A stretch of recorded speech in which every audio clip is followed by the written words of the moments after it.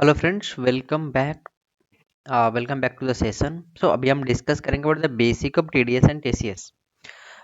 Income tax act 2025 हम एक पूरा सीरीज बिल्ड करेंगे जिसमें हम सारे ही all 5 bits of income discuss करेंगे जो इनकम टैक्स एक्ट 2025 में है। एक मोस्ट इंपॉर्टेंट जो कि अप्रैल से ही एप्लीकेबल है इनकम टैक्स एक्ट, और अप्रैल से ही आपको टीडीएस और टीसीएस और एडवांस टैक्सेस के कैलकुलेशन तो स्टार्ट करने ही होंगे। बाकी थ्रू आउट द ईयर तो आप कंप्लायंस करोगे इनकम टैक्स एक्ट में। तो अभी हम डिस्कस करेंगे chapter 19 of Income Tax Act 2025, collection and recovery of taxes including advanced taxes।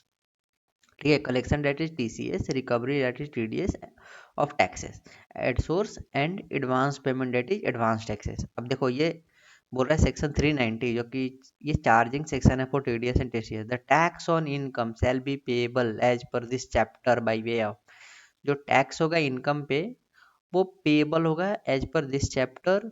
कैसे? बाय डिडक्शन और कलेक्शन डेट इज टीडीएस और TCS, advance payment date is advance tax, and payment under section 392 two A. ये क्या रहता है आपका? TDS by employer, जो पहले सेक्शन 192 में होता था, जो टीडीएस डिडक्ट होती थी एम्प्लॉय के सैलरी पे, वो 392 में ही डिस्कस की गई है। ठीक, अब ये बोल रहा है 390 subsection 2, the tax referred in subsection 1, मतलब ये टीडीएस टीसीएस एडवांस टैक्स और 192 जो 392 अब हो गया है टीडीएस ऑन सैलरी, ये पेएबल होगा as per provision of this chapter. इस चैप्टर के प्रोविजन से पेएबल होगा इरिस्पेक्टिव, मतलब कहीं भी कुछ भी कंटेंट हो उसको इग्नोर करना है। irrespective of fact that assessment in this respect of such income is made in later year। yes correct, मतलब कि मार्च खत्म होने के बाद ही आप टैक्स पे करोगे उस इनकम पे, लेकिन टीडीएस जो है मतलब जो टैक्स इस चैप्टर के अकॉर्डिंग पे करना है वो इसी साल में पे करना है, जैसे मैंने स्टार्टिंग ऑफ द सेशन में ही आपको बताया था। ठीक, अब सब सेक्शन 3 बोलता है nothing content in section shall affect charge of tax. Section 4(1) he charging section रहेगा, ये बस टीडीएस टीसीएस के लिए हम डिस्कस कर रहे हैं इस चैप्टर को। सब सेक्शन 3 ये बोलता है। Sub section 4 is the payment of tax referred in sub section 1 that is ये 390 sub section 1 TDS TCS shall be in addition to any other payment of tax recovery to discharge the liability in respect of income assessed। अगर कोई भी recovery किसी भी chapters में हो रहा हो उससे ये एडिशनल है, उसका इम्पैक्ट करेंट मतलब सेक्शन 390 के चार्जिंग सेक्शन वाले सेक्शन पे कोई इम्पैक्ट नहीं आएगा। सेक्शन सब सेक्शन 4 ये बोलता है।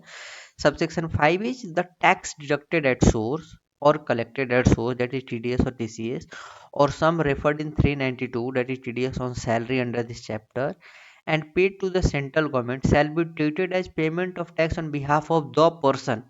मतलब अगर आप जैसे किसी ने टीडीएस आपका डिडक्ट किया और वो टैक्स पे करता है सेंट्रल गवर्नमेंट को, वो माना जाएगा कि जिसका टीडीएस आपने डिडक्ट करा है उसने टैक्स पे करा है।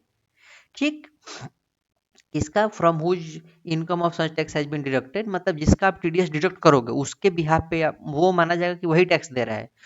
जिससे आप टीडीएस टीसीएस कलेक्ट करोगे वही टैक्स दे रहा है, बिकॉज उनको ही क्रेडिट मिलता है in respect of which income tax has been paid. ठीक, जिसके इनकम से आप टैक्स पे कर रहे हो। और बोर्ड में मेक रूल्स, अभी ड्राफ्ट रूल्स आ गई हैं, वो भी हम डिस्कस करेंगे, एक और वीडियो की और सीरीज बनाएंगे उसमें हम डिस्कस करेंगे। बोर्ड रूल्स बनाएंगी कि कैसे क्रेडिट दिया जाएगा, कैसे टैक्स पे करा जाएगा। सबसेक्शन 5 में जो पर्सन रेफर्ड है, other than person referred in other than person refer to in the subsections. ठीक है, the tax year for which credit may be given, पहले असेसमेंट ईयर और फाइनेंशियल ईयर होता था, अब टैक्स ईयर ही है। ठीक है, अब बोल रहा है direct payment. The income tax on any income shall be payable directly by the assessee if there is no provision under this chapter to deduct income tax on such income. मतलब अगर कोई ऐसा इनकम है जिस पे TDS deduct ही नहीं हुआ, तो वो जो इनकम अर्न कर रहा है वो उसकी रिस्पॉन्सिबिलिटी है कि वो डायरेक्ट सेंट्रल गवर्नमेंट को पे करे बाय वे ऑफ असेसमेंट। जैसे हम आईटीआर फाइलिंग के टाइम पे सेल्फ असेसमेंट टैक्स देते हैं, और अगर आपका इनकम एडवांस टैक्स के लिमिट से एक्सीड करता है तो आपको एडवांस टैक्स पे करना पड़ेगा। Income tax has not been deducted as per provision of this chapter, अगर ये टीडीएस डिडक्ट भी नहीं हुआ है इस चैप्टर के अकॉर्डिंग फिर भी। अब आता है सबसेक्शन 2। अगर कोई assessee has an any income in nature specified in section 17(1)(d), ये सैलरी का ही सेक्शन होगा, and such specified security of sweat equity share allotted in transfer directly indirectly by current employer with to an eligible startup, okay, startup company का आपको sweat equity share करें, then direct payment of tax for the purpose of subsection 1 shall be made in accordance with section 389(3). अब एक section 389(3) है, उसके according आपको मिलेगा। अगर आप कोई स्टार्टअप में वर्क कर रहे हो, उसके बदले में आपको इक्विटी शेयर मिलता है या स्वेट इक्विटी शेयर मिलता है या ईशॉप मिलता है, बेसिकली ये डिफरेंस होता है करंट मार्केट वैल्यू का और जिस वैल्यू पे आपने एक्सरसाइज किया है।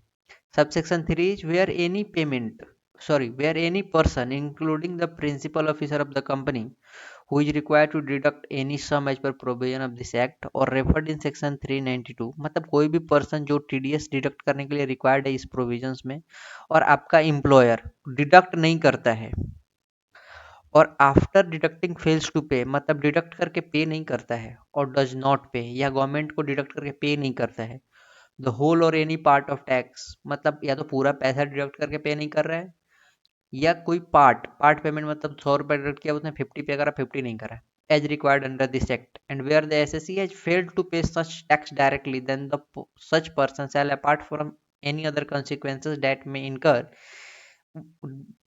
be deemed to be an SSC in default within meaning of section 398(1).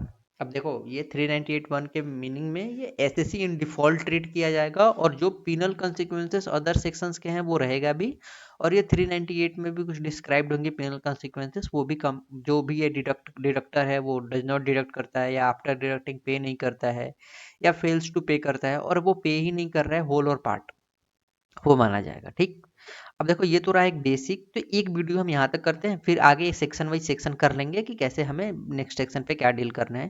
Thanks for watching the video, thank you.